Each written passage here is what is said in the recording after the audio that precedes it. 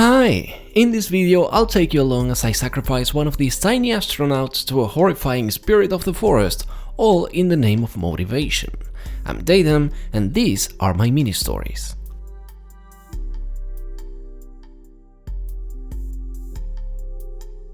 As you might have seen in my latest update, at the beginning of the year I became a dad.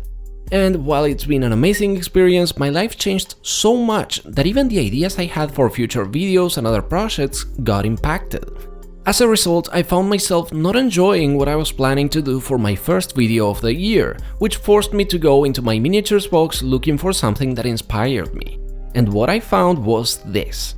I've been investigating folk horror for a while for a story I'm working on, and this Wendigo immediately brought all of that to my mind. All I needed now was a victim. And if you've watched my previous videos, then you know I have a few tiny friends who seem to have a knack for getting into trouble. Yes, the tiny astronauts are back, and so is my motivation. Now I just needed to set the scene. For this I searched in another box, which has different bases like small wooden plinths or even plastic lids. However, everything I found there was too small for my idea, so I decided to trace a circle into a piece of plastic art and cut that to the perfect size. I don't really know if this will be my final base, however, as I want to make sure the diorama tells the story I want, including specific details, which means it's time to start crafting.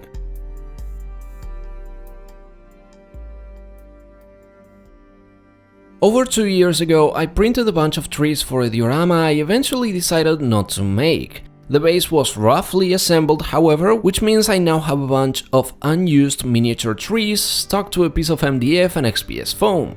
It's time to rescue them. These trees will be perfect for the forest in this diorama.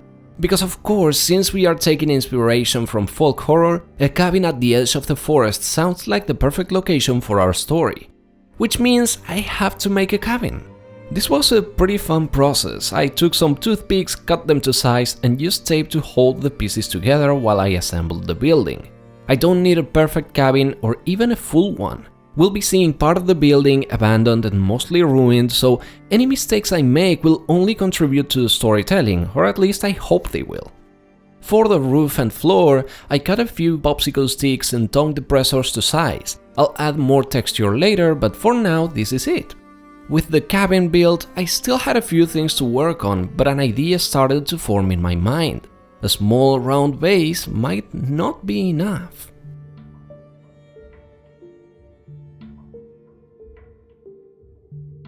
Before adding the next details, I needed a new layout for my diorama. For this, I took a piece of XPS foam using a foam cutter to get a small rectangle to use as my base. Since the foam is pretty thick, I added some texture to the sides using a piece of cork bark. This is mostly to hide the irregular cuts I made with the foam cutter, like I did before with my Silent Hill diorama, but I also think it looks pretty cool. In order to get a nice basic surface for the diorama, I used wood glue and spackle, giving the ground an irregular texture that can work nicely both as dirt and snow. Now, any good horror story set in a cabin built at the edge of an ancient forest requires an ancient creature and also a forest. So, taking advantage of the fresh glue and spackle, I started jamming the trees into the base and also gluing the creature between them, and reinforced everything with a bit of superglue. I also took the chance to glue the astronaut to the base before moving to another very important detail. Whether a spellbook, a sacrifice, or maybe simply a prayer, some kind of ritual needs to draw the unknown forces of this region to the unfortunate protagonists. So I added a skull and some tiny leaves to the center of the diorama, in a particularly smooth patch that the snow will not be able to touch. I also took a few more skulls and placed them buried in the snow inside the house. With all the main pieces assembled now, the diorama was practically finished. However, one of the corners still felt empty, so I quickly crafted a broken fence for any animals this family might have had in the past. I built the fence with toothpicks and used a string to add a bit more detail. Once it was finished, however, I realized I forgot I wanted to make a broken fence. Fortunately, that was an easy fix. And now that everything's set, it's finally time to paint and time for narrator Daydam to tell us the tale of yet another one of these astronauts.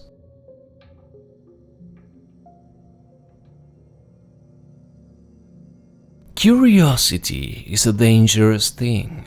it leads us to the threats that lurk in the shadows, drawn by the many mysteries we might find, yet we can barely ever understand.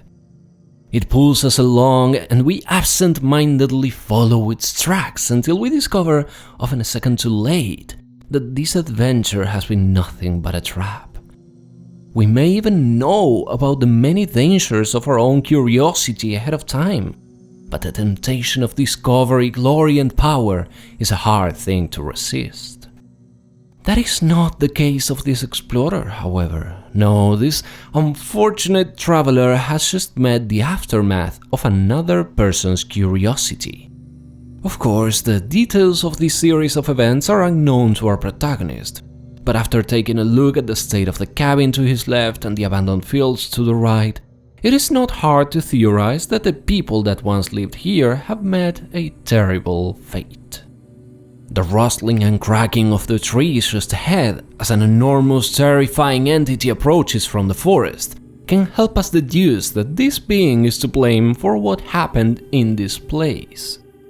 However, the tiny explorer does not seem to have made that connection. Instead, he just waves at the creature, hoping he is about to make a new friend. Of course, it would be hard to be scared by this entity after seeing the things our friend has seen. From mind-numbing visions hidden in dark mists to places where the land itself tortures and devours those not quick enough, this explorer has seen so much that his reactions to the unknown and unnatural have become somewhat eccentric. What's ironic, unbeknownst to the tiny adventurer, at least for now, is that this being was supposed to be friendly. It is, after all, an ancient guardian of nature. The young witch who summoned it had hoped it would help her family by making the lands more fertile and protecting their livestock. However, in her thirst for discovery and power, she let curiosity blind her.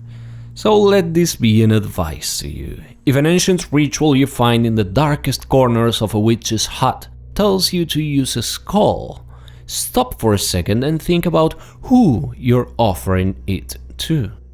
I'm sure a guardian of nature would have preferred the skull of a rabbit that had died of natural causes instead of a human sacrifice.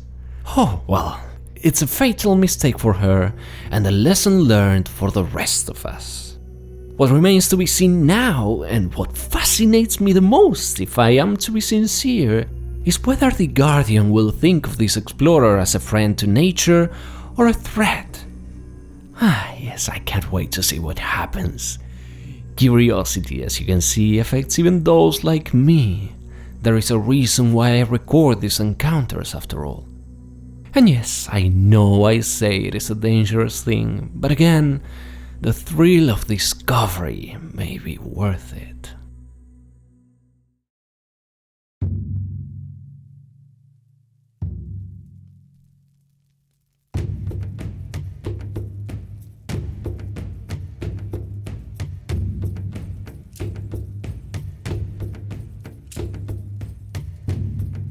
Thank you so much for watching. I had a ton of fun working on this one, and while I would have liked to dedicate a bit more time to some details, I still love the result, and it was a really fun project to bring me back into the art flow. If you enjoyed the video, leave a like and a comment below to let me know, and subscribe for more. I'll be back next month with more minis to paint and more stories to tell. Take care, and thanks for watching.